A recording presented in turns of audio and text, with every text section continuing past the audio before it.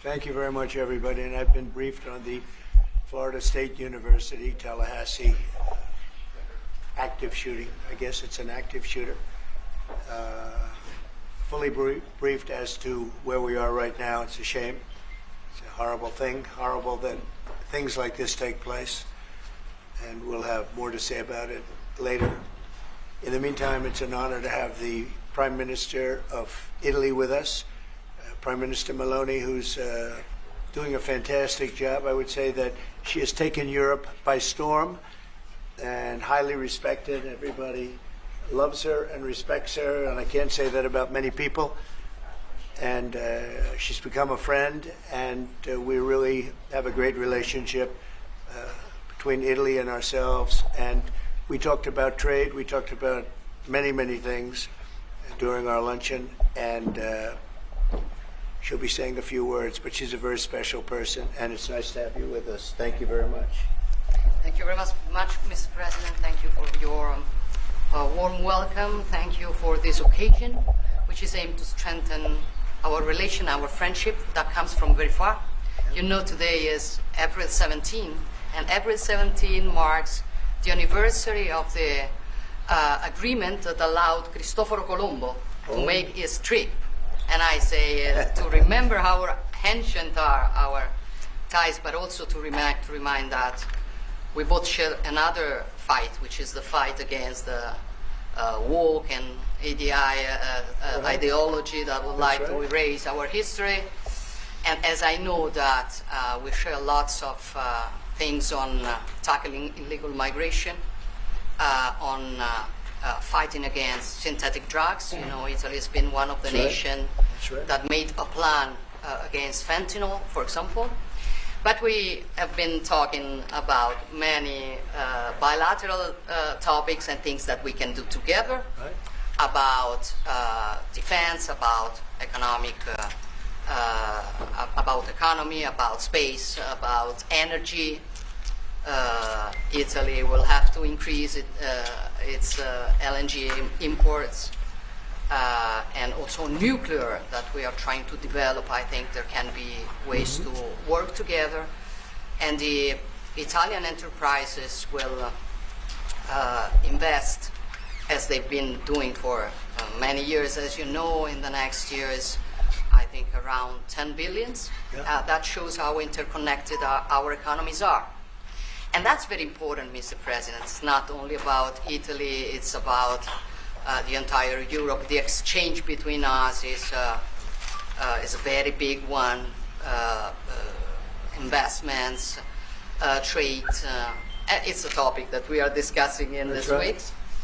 But at the end of the day, look, somebody calls me, I was saying it before, such a Western nationalism. I don't know if it is the right word, but I know that when I speak about West, mainly I don't speak about a geographical space.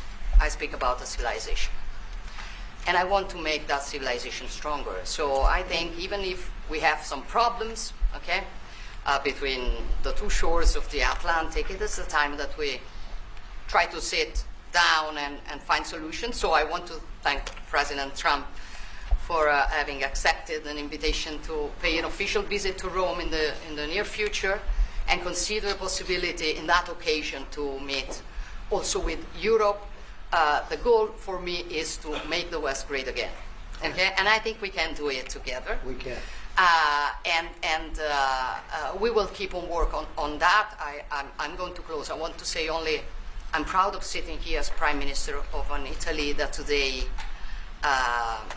has a very good situation despite the difficulties, a stable country, reliable country, 1 million more jobs in the last 2 years and a half. Great.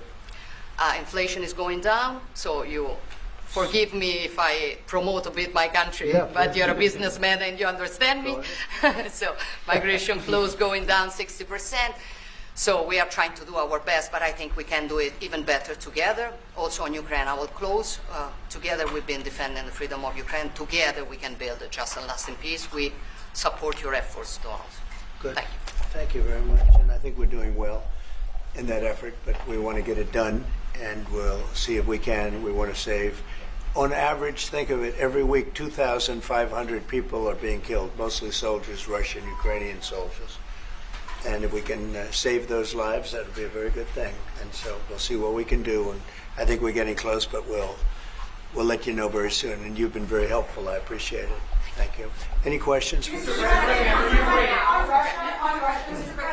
how much longer does Vladimir Putin have to respond to your ceasefire proposal before you put secondary tariffs or sanctions on Russia?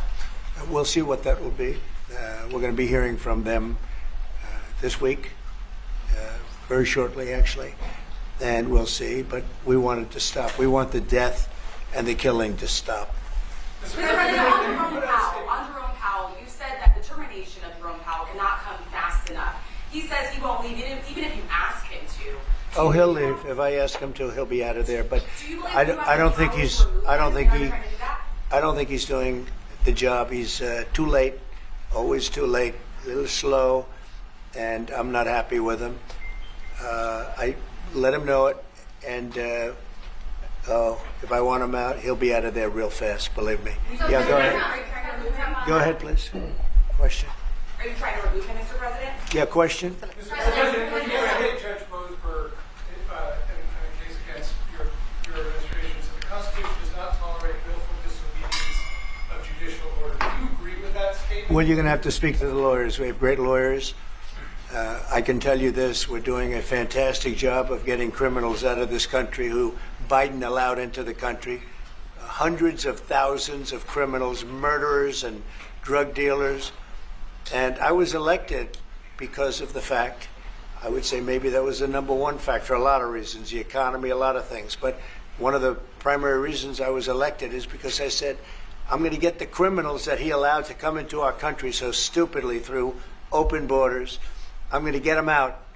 And I got a lot of votes, record-setting numbers of votes, as you know. We won everything. The popular vote, all 7 swing states, we won everything. And that's what the public wanted. That's what I'm doing. But you'll have to speak to the lawyers because it's up to them. Mr. President, what do you think of the proposal from France? Say it. What do you think of the proposal from France and UK of a peace mission in Ukraine with soldiers? And do you think that Italy should take part in it? Well, I think Italy will have to make that determination, but peace missions are always good with me. I'm okay with peace missions. Yeah, please. Mr. President, have you discussed what areas of cooperation and discussed with the Prime Minister vis-a-vis Italy and the United States and Europe and the United States? And on China? We discussed it very briefly. No, we're doing very well with negotiations, I think, with all countries. And Scott could tell you a little bit, but we are doing very well. We have a lot of countries that want to make a deal. Frankly, they want to make deals more than I do. Go ahead, Scott. Would you say something first? Yeah, we've got a process in place. We're working on the big 15 economies first. We had a fantastic meeting with Japan yesterday. I believe they've been called with the EU already. And then we have South Korea coming in next week. And I believe India is also talking. That's moving very quickly. Go ahead. Ukraine's President Zelensky has evidence that China is supplying weaponry or ammunition to Russia. Do you have any evidence on those lines? And also, he said we could see a minerals deal signed this week. Is that? Well, we have a minerals deal, which I guess is going to be signed on Thursday, Scott, next Thursday, soon. And I assume they're going to live up to the deal, so we'll see. But we have a deal on that. No, I have no comment on that. I have no idea. That's his statement, not mine. Mr. President, there were reports that the waved off the Israeli attack on Iranian nuclear facilities. Can you comment on that? Is that accurate? And they say the attack is what? That you waved off an Israeli plan to attack Iranian nuclear facilities. I wouldn't say waved off. I'm not in a rush to do it because I think that Iran has a chance to have a great country and to live happily without death. And I'd like to see that. That's my first option. If there's a second option, I think it would be very bad for Iran. And I think Iran is wanting to talk. I hope they're wanting to talk. It's going to be very good for them if they do. And I'd like to see Iran thrive in the future, do fantastically well. I know the Iranian people, they're incredible people. always have been very smart, very energetic, very successful people. And I don't want to do anything that's going to hurt anybody. I really don't. But Iran can't have a nuclear weapon. It's, pretty simple. It's really simple. We're not looking to take their industry. We're not looking to take their land. All we're saying is you can't have a nuclear weapon. The deal that was made with Obama, that deal would have expired already. It was a terrible deal. It would have expired. And that gave them a clear path to a nuclear weapon. I wouldn't have accepted. That's why I terminated the deal. Number one, it was way too short. When countries are involved, you don't make short-term deals. These are countries with long lives. And I terminated that. And it was a great termination because it didn't allow us to do anything. Once it terminated, you know what the deal was. It was a terrible deal. Really, one of many terrible deals made by the U.S. But no, I'd like to see Iran thrive. And they can do that, I think, very easily, or they can do it the other way, and the other way is not going to be good for them. It's going to be really bad for them. President, what do you make of the Nvidia CEO going to China and met with trade officials there? Well, Jensen's an amazing guy. He's become a friend of mine, and I don't know, he's a person that's very proud of our country. He loves our country. I'm not worried about Jensen at all. Mr. President, we're holding you in contempt. Will you take steps to return Kilmar Abrego Garcia to the United States and put him in front of a judge? Well, I'm not involved in it. I'm going to respond by saying you'll have to speak to the lawyers, the DOJ. I've heard many things about him, and we'll have to find out what the truth is. But I will say this, we were inundated by millions of people, many millions of people during the Biden administration. They say 21 million. And a big percentage of those are criminals, serious criminals. I'm not saying just criminal because they came into the border illegally. I'm saying they're criminals at the highest level, murderers. Many of those people murdered more than one person, and they're on the loose. And I was elected to get rid of those criminals, to get them out of our country, or to put them away, but to get them out of our country. And I don't see how judges can take that authority away from a president. We've done an amazing job, Tom Homan, Kristi Noem. We have done an amazing job. Nobody can believe the job we've done. Far greater than what I said. I mean, I got elected on that, but we've done much better. We have right now 99% border. It's a 99%. Nobody thought that would even be, nobody's coming through our border practically. 2 weeks ago, we had 9 people come through, all for medical reasons. We allowed them. We brought them through because one had a heart attack, one had something else, all for medical reasons. We have a great border. We had a great border 4 years ago, but we have a border now that's even tighter, and we did that in a matter of weeks. And no, we have to. We need to get murderers and drug dealers and people that were in jail for horrible. They released jails, Georgia, from all over the world, and released them, not just South America, all over the world, the Congo and Africa. Many, many people come from the Congo. I don't know what that is, but they came from the Congo.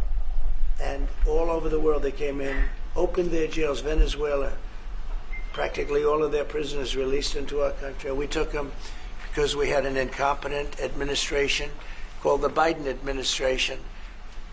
And to think what they've done to our country.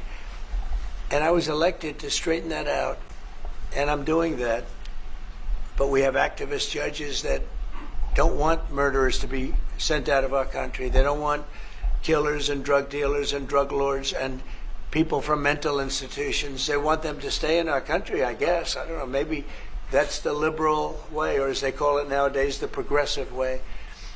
But I don't think it's the way that our country believes, and that's why I won in a landslide. Okay. Mr. President, you did say that you are confident these deals will be done, but you also said that you're in no rush. Americans are seeing prices rise. They're seeing it on their bills. How long can they expect that pain to last? So they've already seen it get much better, because if you were truthful, which you're not, I know you very well, you have gasoline that hit $1.98 yesterday in a couple of states. You have gasoline's way down. The price of oil has dropped substantially. The price of groceries are substantially down. The price of eggs. You know, when I came in, they hit me with eggs. I just got there. I was here for 1 week, and they started screaming at me, eggs have gone through the roof. I said, I just got here. I was there for 7 days, and I hear that eggs have gone through the roof before I got there. And they were screaming at me, the press, the fake news, like you're fake. And the fake news is screaming at me, like, about eggs. I said, I've only been here, this is my 7th day. And they were right. They went up 87%, and you couldn't get them. They said, you won't have eggs for Easter, which is coming up. Happy Easter, everybody. You won't have eggs for Easter. And we did an unbelievable job, and now eggs are all over the place, and the price went down 92%. And our Commissioner of Agriculture, Brooke, has done a fantastic job. They really have done a fantastic job. So prices haven't gone up. The only thing that's gone up, actually, is interest rates, because we have a Federal Reserve Chairman that is playing politics. Somebody that I've never been very fond of, actually. But he's playing politics. Interest rates should be down now. They should be coming down. In Europe, as you know, they reduced them, I guess 7 times. It looks like they're going to reduce them again and again and again. But our guy wants to play cute. But interest rates are pretty much even.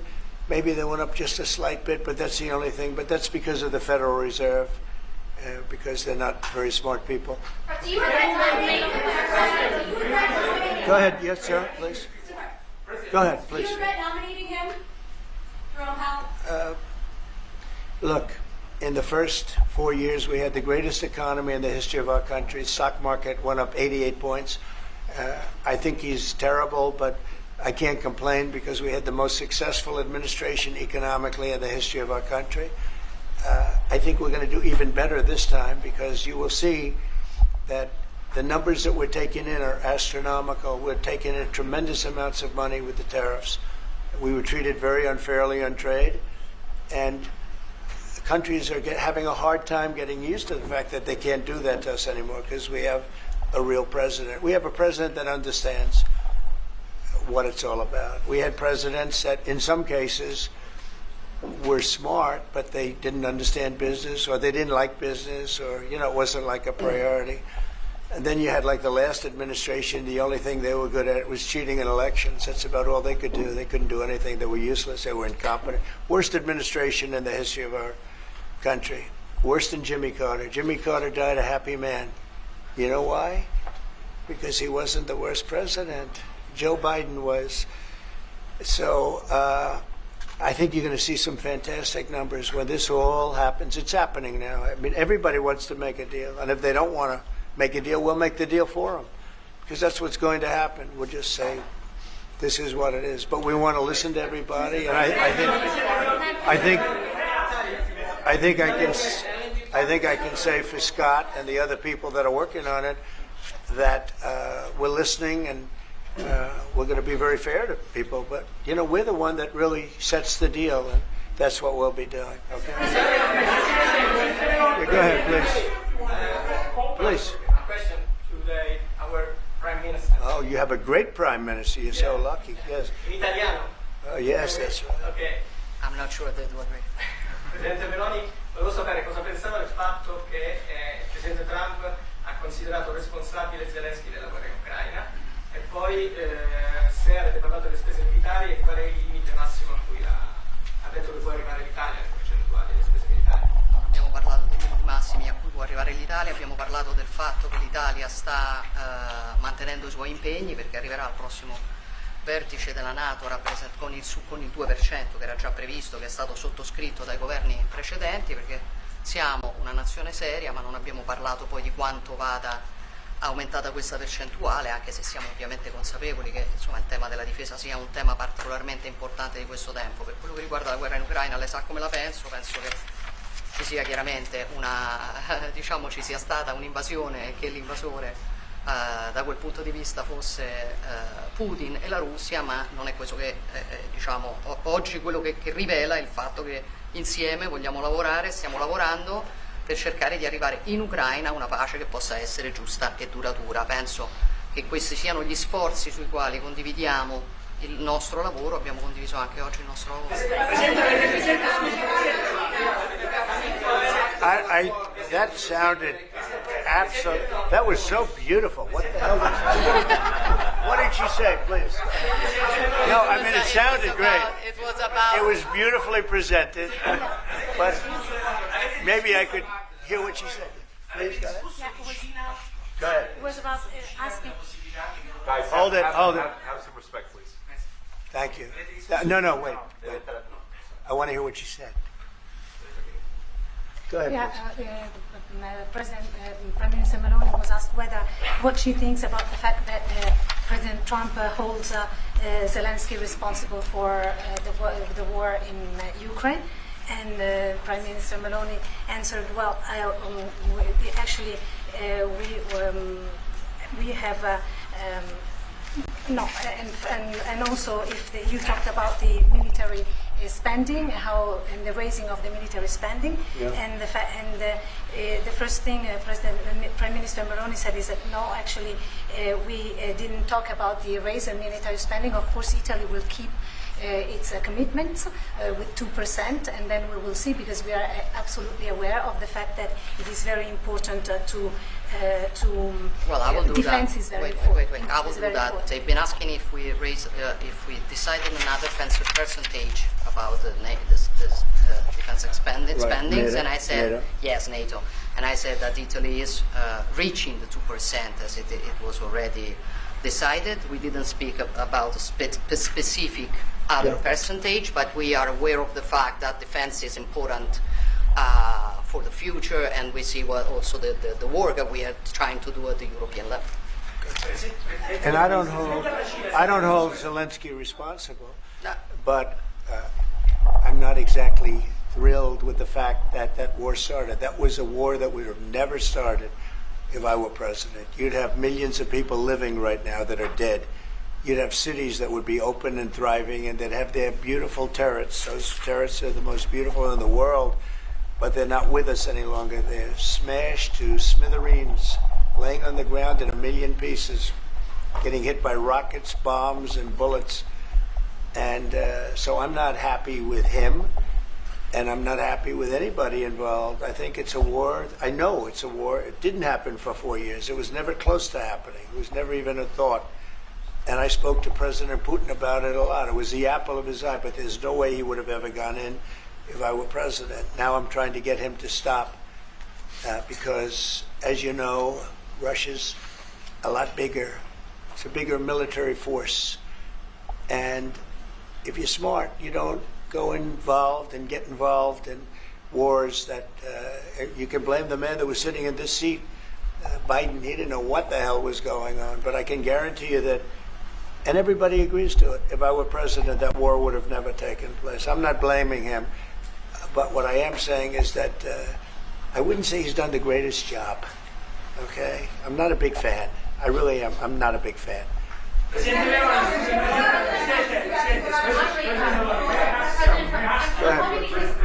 ahead. Go ahead. Presidente Meloni, avete discusso di Cina e della possibilità che l'Europa ponga dei dazi, diciamo, sulla Cina. Mr. President, are you sure about the definition of parasite of European? Would you say again that the European are parasites? It's never said. Would you say again that The European. Have you are said that parasites? Europeans are parasites? Yeah. Have you seen it? No, I haven't said. I don't He know what. didn't say it. I don't even know what you're talking about. Go ahead, please. Go ahead.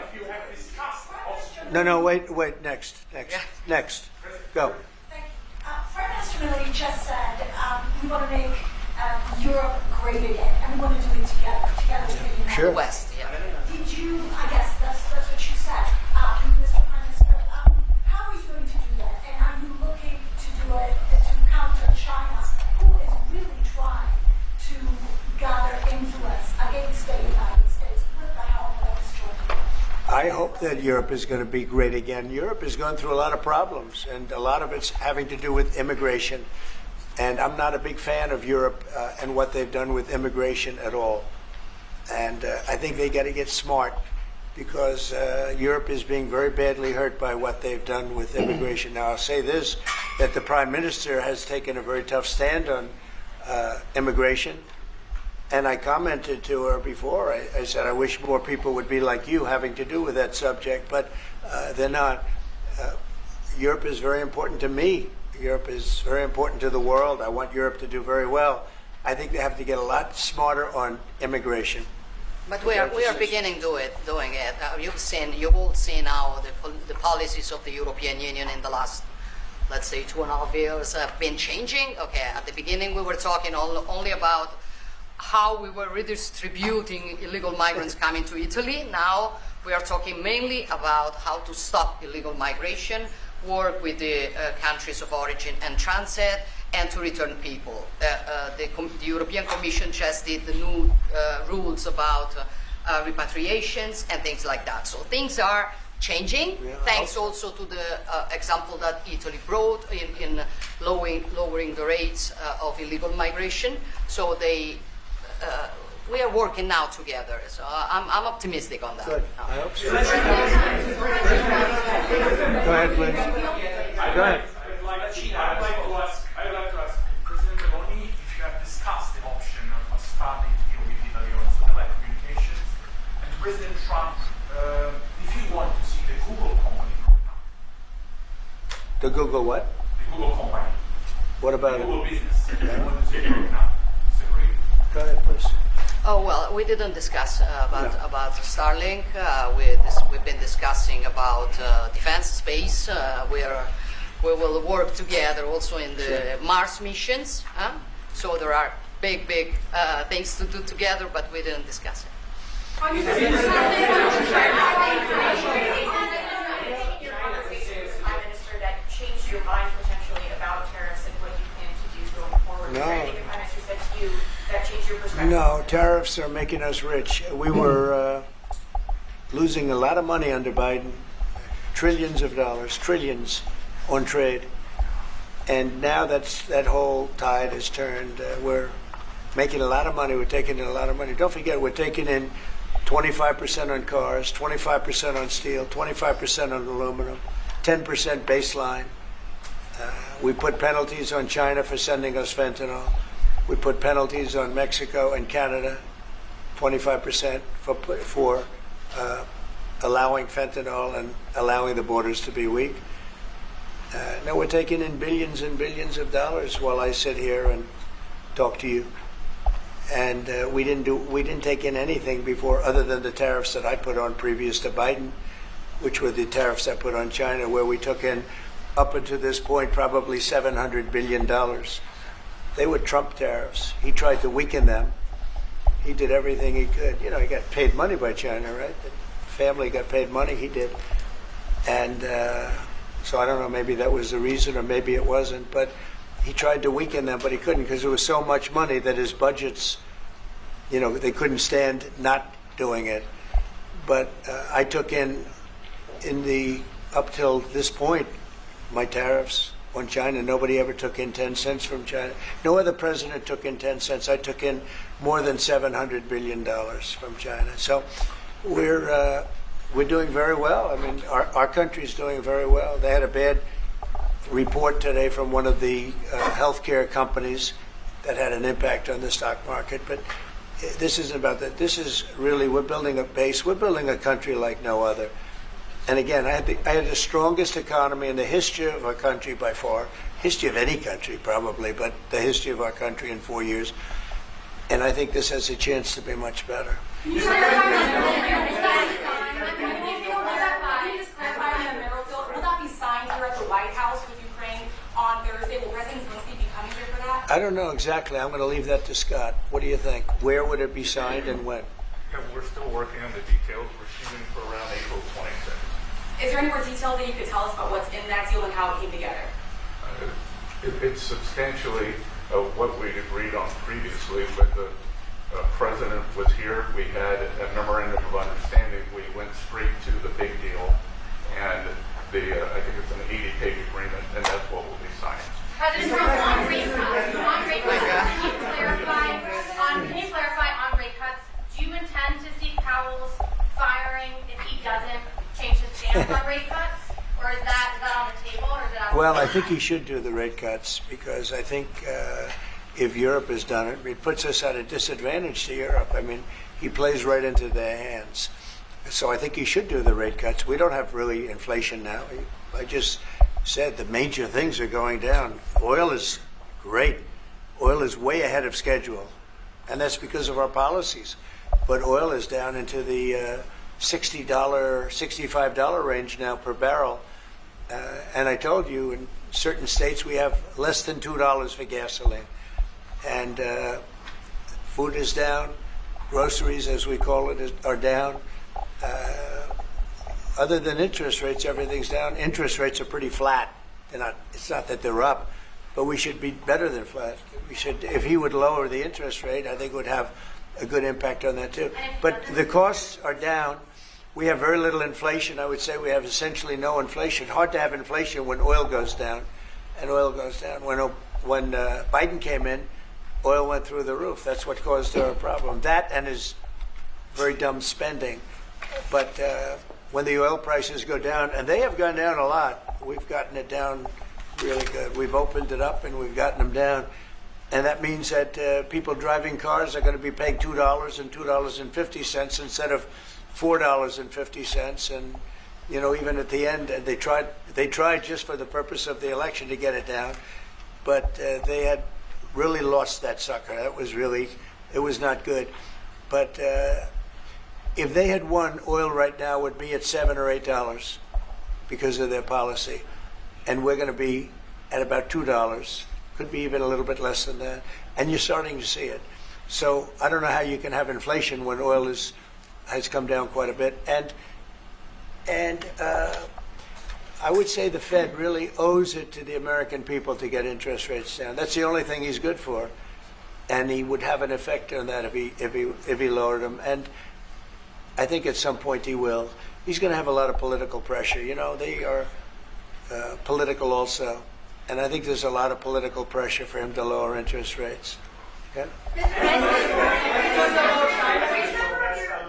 Yeah, go ahead. Sorry. Please. Do you think that Italy can be your best ally in Europe? And also, do you ever notice when you walk into step on hands? Only if the prime minister remains the prime minister can it be our best.